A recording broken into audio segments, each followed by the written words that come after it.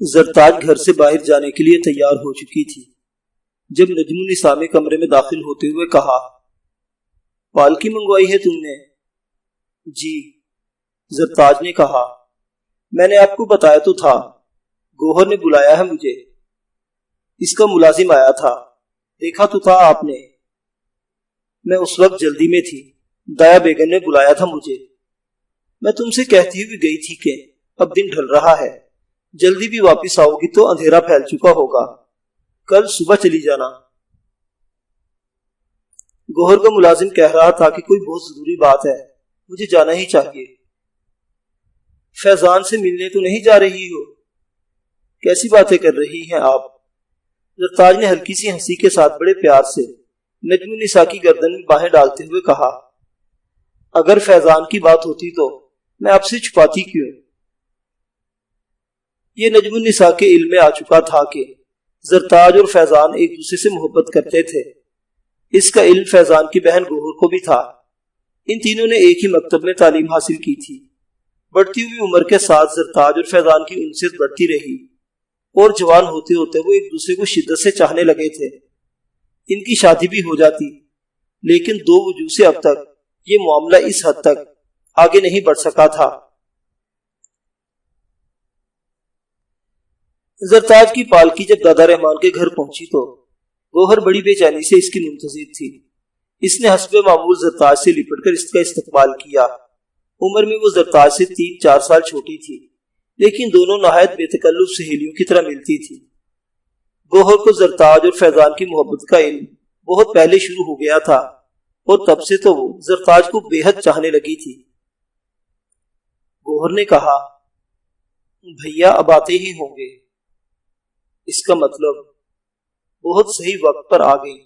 زرتاج بولی، تمہارے ملازم نے تو بتایا تھا کہ تمہیں ہی مجھ سے کوئی خاص بات کرنا ہے۔ مجھے خیال آیا تھا کہ تم اپنے منگیتر کے بارے میں کوئی بات کرنا چاہتی ہوگی۔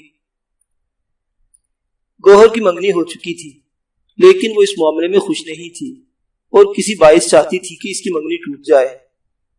نہیں، میری کوئی بات نہیں ہے، گوہر نے سنجیدگی سے کہا۔ بھیا ہی نے آج گھر سے جاتے وقت مجھ سے کہا تھا کہ تمہیں اس وقت بلوا لوں۔ شاید وہ آ ہی گئے۔ کسی گھوڑے کی ٹاپوں کی آواز گھر کے قریب رکی تھی۔ فیضان؟ زرتاج نے تعجب سے کہا، اس وقت کیا بات ہو سکتی ہے کہ؟ بات کا تو مجھے نہیں معلوم، گوہر نے زرتاج کی بات کاٹتے ہوئے بڑی سنجیدگی سے کہا، بس اتنا اندازہ ہے کہ انہوں نے صرف چاہت میں تمہیں دیکھنے کے لیے نہیں بلایا ہے، کوئی خاص بات ہے۔ وہ بہت ہی سنجیدہ اور فکر مند تھے آج صبح۔ انہوں نے یہ بھی کہا تھا کہ جب وہ تم سے ملیں تو میں کمرے سے چلی جاؤں۔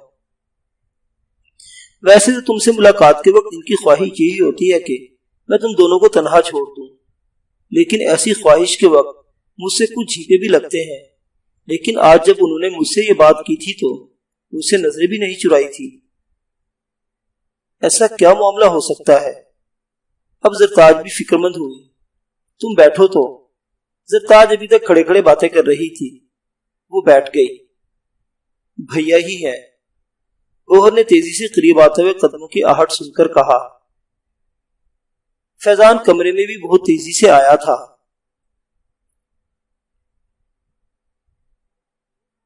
وہ سیاہ لباس کی وردی میں تھا۔ بھیا، گوہر بولی، میں ادرک کا شربت بھجواتی ہوں ملازمہ سے۔ زرتاج کو ادرک کا شربت بہت پسند تھا۔ فیضان کے چہرے پر ایسے تاثرات قائم رہے جیسے اس نے گوہر کی بات سنی ہی نہ ہو۔ وہ زرتاج کی طرف دیکھتے ہوئے بولا، میں اس وقت سے پہلے گھر نہیں آ سکتا تھا، ورنہ تمہیں دن ہی میں بلوا لیتا۔ اچھا ہوا کہ تم آ چکی ہو۔ میں نے گھر آتے ہوئے سوچا تھا کہ تمہیں کہیں دیر نہ ہو جائے۔ ویسے تم اب بھی گھر لوٹو گی تو اندھیرا ہو چکا ہوگا۔ مجھے تمہاری پالکی کے ساتھ تو جانا ہوگا، لیکن پھر بھی میں چاہتا تھا کہ زیادہ رات نہ ہو جائے۔ گوہر کمرے سے جا چکی تھی۔ آخر بات کیا ہے فیضان؟ زرتاج بولی، کل ایک بات میرے علم میں آئی ہے۔ دادا نے مجھے اس وقت بتایا جب وہ خاصی رات کو 25 کھیل کر بیٹھک میں سے گھر آئے تھے۔ انہوں نے مجھے سارا معاملہ سرسری انداز میں بتایا تھا۔ ان کا مزاج تو ایسا ہی ہے، ان کے لیے اس کی خاص اہمیت بھی نہیں تھی، اور سچی بات یہ ہے کہ اس کی کوئی خاص اہمیت ہے بھی نہیں۔ لیکن اچانک میرے دماغ میں ایک ایسا خیال آیا کہ میری آنکھوں سے نیند اڑ گئی۔ فجر تک جاگتا رہا تھا، تھوڑی ہی دیر سو سکا۔ نہ جانے کیوں یہ خیال کل ہی رات میرے ذہن میں آیا، پہلے کبھی اس طرف دھیان ہی نہیں گیا تھا۔ بات تو بتاؤ، زرتاج نے پہلو بدلا، پہیلیاں سی بھجوا رہے ہو؟ 2 دن پہلے ایک روحیلے کا قتل ہوا ہے، فیضان نے سرتاج کے چہرے پر نظریں گاڑتے ہوئے کہا۔ اس کا نام صفدر خان تھا، دادا نے ہی انگریز پولیس والوں کو بتایا تھا کہ وہ لاش صفدر خان روحیلے کی تھی۔ اس شناخت کی وجہ سے کل صبح ایک سارجنٹ ان سے پوچھنے کے لیے آیا تھا کہ انہوں نے صفدر خان کی لاش کیسے شناخت کر لی، جبکہ دہلی کے لوگ جانتے ہی نہیں کہ روحیلے اب بھی یہاں آباد ہیں۔ پھر دادا نے انہیں سب کچھ بتا دیا۔ کیا بتا دیا؟ یہ تو تم بھی جانتی ہو، اور یہ بھی جانتی ہو کہ دادا نوجوانی ہی سے شراب نوشی کے عادی ہیں۔ دادی کو اس کا علم شروع ہی سے ہے، لیکن میرے والد کی پیدائش کے بعد انہوں نے شراب نوشی کم کر دی تھی۔ بس رات کو بیٹھک میں اپنے دوستوں کے ساتھ بیٹھ کر پیا کرتے تھے، اور رات کو خاصی دیر سے بیٹھک سے گھر کے اندرونی حصے میں آیا کرتے تھے۔ اب بھی ان کا یہی معمول ہے۔ دن میں شاذ و نادر ہی ایسا ہوتا ہے کہ وہ بیٹھک میں کسی دوست کے ساتھ بیٹھ کر پی لے۔ غالباً 1.25 یا 1.5 سال پہلے کی بات ہے کہ انہوں نے دن میں پی تھی، اور ان کا دماغ اتنا بے قابو ہوا تھا کہ انہوں نے احتیاط بھی نہیں برتی تھی۔ میرا مطلب ہے کہ وہ پینے کے بعد گھر کے اندرونی حصے میں بھی آ گئے تھے۔ دوپہر کا وقت تھا اور ہم لوگ کھانا کھا رہے تھے۔ تم اس روز صبح ہی آئی ہوئی تھی۔ کھانے کے وقت تم نے اپنے گھر جانے کا ارادہ کر لیا تھا، لیکن گوہر کے شدید اصرار پر رک گئی تھی۔ دادا گھر میں آنے کے بعد ہم لوگوں کے ساتھ کھانے میں شریک ہو گئے تھے۔ زرتاج بچپن ہی سے فیضان کے گھر آیا کرتی تھی، بلکہ کبھی کبھی اس کی والدہ اور دایا بیگم بھی آیا کرتی تھی۔ زیشان اور اس کے گھر والے بھی زرتاج کے گھر آیا کرتے تھے، اور اسی پرانے گھریلو قسم کے تعلقات کے باعث دونوں گھروں میں خواتین کے پردے کا اہتمام باقی نہیں رہا تھا۔ جس دن کی بات فیضان نے چھیڑی تھی، اس دن بھی دادا رحمان اندر آ کر بے تکلفی سے کھانے میں شریک ہو گئے تھے، جبکہ زرتاج بھی موجود تھی۔ فیضان نے اپنی بات جاری رکھتے ہوئے کہا، نشے کی وجہ سے دادا کھانے کے دوران مسلسل بولتے رہے تھے۔ دنیا جہان کی باتیں کر ڈالی تھی انہوں نے۔ ان 12 روحیلوں کے بارے میں بھی بتایا تھا جو غلام قادر روحیلہ کے ساتھی تھے اور دہلی کے مختلف محلوں میں رہ رہے تھے۔ انہوں نے دہلی میں کسی پر ظاہر نہیں کیا تھا کہ وہ روحیلے ہیں، لیکن دادا نے انہیں پہچان لیا تھا کہ غلام قادر خان کے حملے کے وقت وہ شاہی محل میں دربان کی حیثیت سے ملازم تھے۔ انہوں نے انگریز سارجنٹ کو بھی یہ سب کچھ بتا دیا تھا۔ ظاہر ہے کہ جب سارجنٹ نے پوچھ گچھ کی ہوگی تو انہوں نے بتایا ہی ہوگا۔ زرتاج نے سنجیدگی سے کہا کہ میں بھی جانتی ہوں کہ وہ کبھی جھوٹ نہیں بولتے۔ انہوں نے اپنی ساری زندگی میں شاید مصلحتاً بھی کبھی جھوٹ نہیں بولا ہوگا۔ فیضان نے زرتاج کی بات سنی انسنی کرتے ہوئے کہا، ان 12 میں سے 10 روحیلوں کو گزشتہ 11 مہینوں کے دوران میں قتل کیا جا چکا ہے۔ ایک چند ماہ قبل دہلی سے چلا گیا ہے، لیکن 12واں اب بھی دہلی میں ہے۔ تم ان باتوں سے پریشان کیوں ہو رہے ہو؟ سارجنٹ نے دادا سے پوچھا تھا کہ انہوں نے پہلے کبھی کسی کو ان روحیلوں کے بارے میں بتایا تھا، اور دادا نے جواب دیا تھا کہ انہوں نے کبھی کسی کو نہیں بتایا۔ زرتاج نے ایک طویل سانس لی۔ انہوں نے یہ جھوٹ کیسے بول دیا؟ تم نے ابھی جس دن کا ذکر کیا ہے، اس دن انہوں نے کھانے کے دوران میں ہم سبھی کو بتایا تھا۔ میں جانتا ہوں کہ وہ کسی قیمت پر کسی سے جھوٹ نہیں بول سکتے۔ دراصل انہیں یاد ہی نہیں رہا ہوگا کہ وہ ہم لوگوں کو بتا چکے ہیں۔ وہ اس وقت خاصے نشے میں تھے۔ مجھے یقین ہے کہ انہوں نے اس دن کی کوئی اور بات بھی یاد نہیں رہی ہوگی۔ انہوں نے سارجنٹ سے یہ بھی کہا تھا کہ انہوں نے اپنے گھر والوں تک کو ان روحیلوں کے بارے میں کبھی نہیں بتایا۔ جب انہوں نے مجھے سارجنٹ سے اپنی گفتگو کے بارے میں بتایا تو مجھ سے کہا تھا کہ میں تمہیں بھی ان روہیلوں کے بارے میں اس لیے بتا رہا ہوں کہ جب سارجنٹ کو بتا چکا ہوں تو تم سے کیوں چھپاؤں؟ میری سمجھ میں اب بھی نہیں آ رہا کہ مجھے یہ سب کچھ بتانے کے لیے تم اتنے بے چین کیوں تھے۔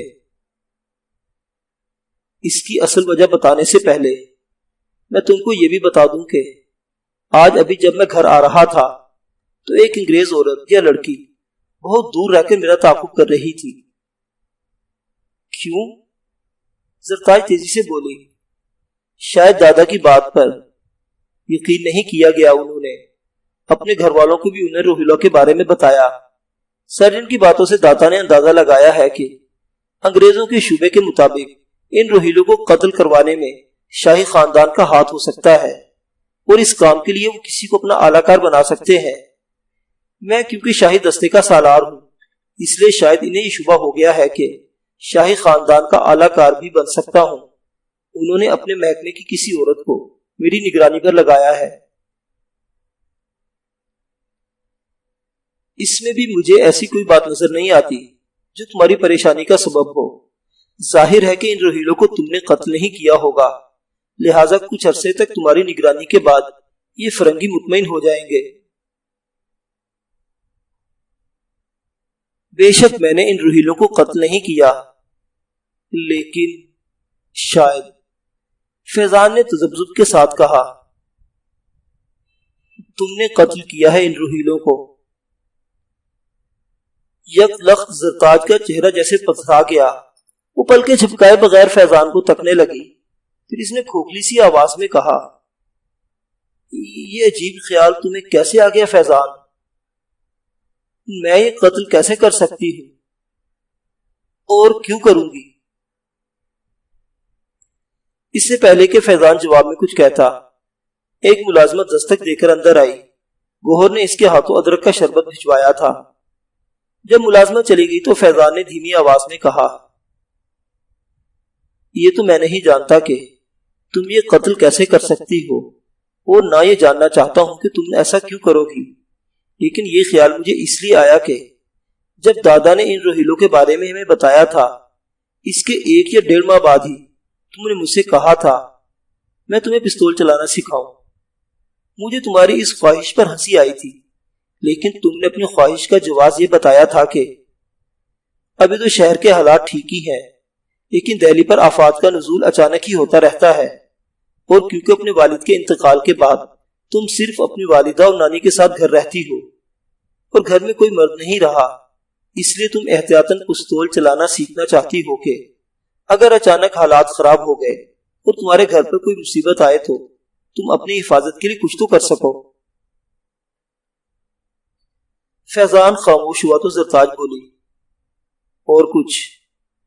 مجھے یہ ظاہر کرنے کی اب کوئی ضرورت نہیں کہ میں تمہیں کتنا چاہتا ہوں، یہی وجہ ہے کہ تمہارے شدید اصرار کے بعد میں نے تمہاری بات مان لی تھی۔ میں تمہیں شہر سے باہر ایک ویرانے میں لے جایا کرتا تھا، وہاں میں نے تمہیں پستول چلانا بھی سکھایا اور نشانہ بازی کی مشق بھی کرائی۔ یہ سب تو میں بھی جانتی ہوں، کیا صرف اسی وجہ سے تمہیں یہ خیال آیا کہ ان روہیلوں کو میں نے مارا ہوگا؟ نہیں، فیضان نے سنجیدگی سے کہا، جب تم نے مجھ سے پستول چلانا سیکھنے کی خواہش ظاہر کی تھی، اس کے بعد سے اب تک کئی مرتبہ میں نے محسوس کیا تم روہیلوں سے شدید نفرت کرنے لگی ہو۔ اس کے علاوہ ایک بات اور، ہمارے گھر والوں کو ہماری شادی پر کوئی اعتراض نہیں ہے، لیکن ابتدا میں خود میں ہی اس معاملے کو ٹالتا رہا۔ میری خواہش تھی کہ میں جب سپاہ میں کوئی اچھا مقام حاصل کر لوں گا، اس کے بعد ہماری شادی ہو۔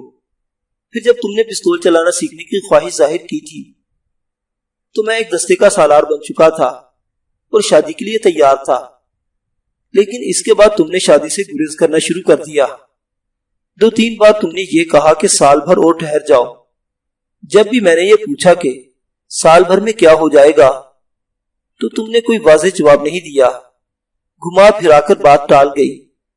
اسی لیے دادا سے بات کرنے کے بعد جب سے مجھے یہ خیال آیا کہ ان روہیلوں کو مارنے والی شاید تم ہو، تبھی سے مجھے یہ خیال بھی آنے لگا کہ سال بھر کی مہلت تم شاید اس لیے چاہتی تھی کہ اپنے خیال کے مطابق سال بھر میں تم ان روہیلوں کو ختم کر چکی ہوگی۔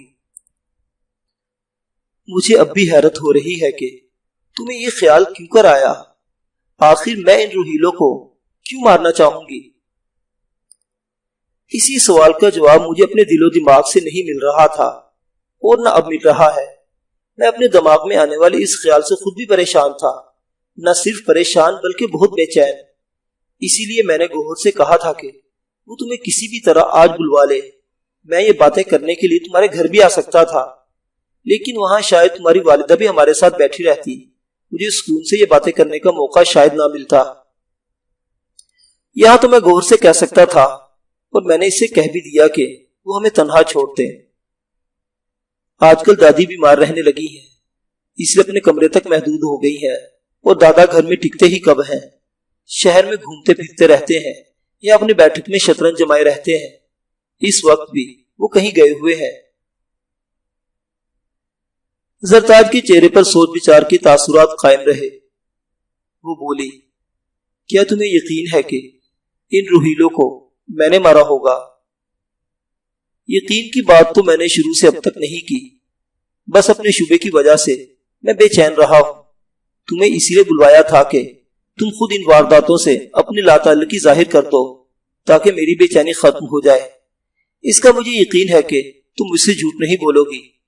ہاں، یہ الگ بات ہے کہ تم مجھ سے کوئی بات چھپاؤ، جیسے اب تک تم نے یہ نہیں بتایا کہ سال بھر سے تم نے شادی سے گریز کرنا کیوں شروع کر دیا ہے۔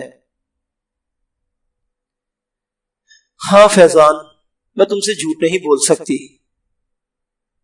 زرتاج نے ایک طویل سانس لے کر کہا، ان روہیلوں کو میں نے ہی قتل کیا ہے۔ کیا؟ فیضان کا منہ کھلا کا کھلا رہ گیا، وہ ہکا بکا سا نظر آنے لگا تھا۔ کیوں؟ زرتاج پھیکے سے انداز میں مسکرائی۔ تم جو شبہ کر رہے تھے اس سے اب میں یقین میں بدل رہی ہوں۔ تم حیران کیوں ہو گئے؟ میں فیضان جیسے ہکلا کر رہ گیا۔ ہاں ہاں بولو۔ میں تم سے ہاں، میں اس جواب کی توقع نہیں کر رہا تھا۔ اپنے شبے کے باوجود میرا خیال تھا کہ تم ان وارداتوں سے اپنی لاتعلقی کا اظہار کرو گی اور میری بے چینی ختم ہو جائے گی۔ میں نے ابھی کہا تھا نا، میں تم سے جھوٹ نہیں بول سکتی۔ مگر کیوں زرتاج، تم نے ایسا آخر کیوں کیا؟ اور پھر یہ سب کچھ تو بہت خطرناک تھا، تمہاری زندگی بھی خطرے میں پڑ سکتی تھی، تم گرفتار بھی ہو سکتی تھی۔ سب سوچ لیا تھا میں نے۔ یہ فیصلہ کرتے وقت میرے دماغ میں یہ خیال یقیناً آ گیا تھا کہ اس طرح میں اپنی زندگی داؤ پر لگاؤں گی، مگر ان کتوں کو ختم کرنے کے لیے میں اپنی جان پر کھیلنے کے لیے تیار ہو گئی تھی۔ زرتاج کے لہجے میں شدید نفرت اود کر آئی۔ اب ایک افضال خاں باقی رہ گیا ہے، میں اسے بھی ختم کرنا چاہتی ہوں۔ مجھے رنج ہے کہ ان 12 میں سے ایک یہاں سے کہیں بھاگ گیا ہے۔ کاش مجھے ان سب روہیلوں کا پتہ چل سکتا جو غلام قادر کے ساتھ تھے۔